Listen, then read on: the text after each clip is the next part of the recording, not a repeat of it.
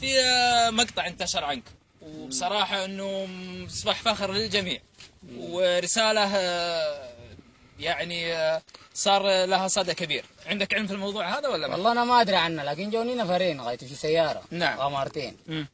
ما عندك معلومة؟ اعطينا طلي وما طلي واتكلمت معهم بس. نعم صحيح. عندك طيب خبر عن المقطع انه انتشر او انه نهائي؟ لا ما عندي مرة. المقطع انتشر وصل اكثر من 1.5 مليون او اكثر مشاهد. ما شاء الله. وبصراحة الجميع يثني عليك وعلى امانتك، ويعني صرت يعني وجهت رسالة نتمنى ان الكل يعني يكون يمشي على هالرسالة اللي انت اديتها من ناحية. فالامانة شيء كبير. طبعا جاك خبر ان في احد مثلا تبرع لك بشيء او يعني دعمك بشيء او يعني دعم بشيء او تكفل لك بشيء، ولا ما عندك خبر نهائي؟ لا ما عندي خبر مرة. طبعا المقطع تداول باكثر من 1.5 مليون وممكن اكثر، وصل تقريبا 3 مليون مشاهد.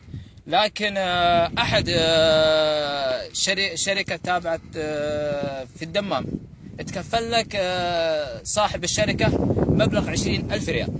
ما شاء الله. ما لكن نعم ما عندك علم نهائي؟ نهاية لا تكفل مبلغ 20,000 وانت تستاهل اكثر من الشيء هذا يعني. وبصراحة انت هالكلام اللي ظهر في المقطع كان له صدى كبير بصراحة. فودي يعني لو كلمتني مثلا، انت لك كم سنة في السعودية هنا؟ انا عديت 2 سنين هنا وعودت السودان. 2 سنين؟ ايوه جيت معود من السودان ليش 3 شهور. 3 شهور رجعت هنا؟ 3 شهور ما جيت. طيب رأيك طيب كلمة توجهها لأصحاب الأمانات، بدي يعني بأي واحد تولى أمانة، ودي إيش الكلمة اللي تحب توجهها له أو النصيحة اللي توجهها له؟ والله بتمنى من أي أخو ماسك له أمانة بتاعت رجل. نعم. بتمنى ينظف عمله. نعم هذا ينظف عمله ويصحح نفسه. نعم الله يعطيك العافية. واحنا الان طبعا انا مراسل صحيفه تبوك الحدث، مقدمين لك منسوبيها مجرد شيء بسيط عن ما بدر منك حرص على الامانه، وشيء يعني بصراحه انه نفتخر فيه احنا وجميع كل مسلم ما ظهر منك من حرص على الامانه ومن يعني كأداء مثلا للأمانة بالشكل المطلوب. فالله يجزاك بالخير. الله يجزيه الله خير. آمين إن شاء الله. تشكره يلا. العفو بالعكس. قلت لي بس الاسم الكريم. الطيب يوسف الزين أحمد.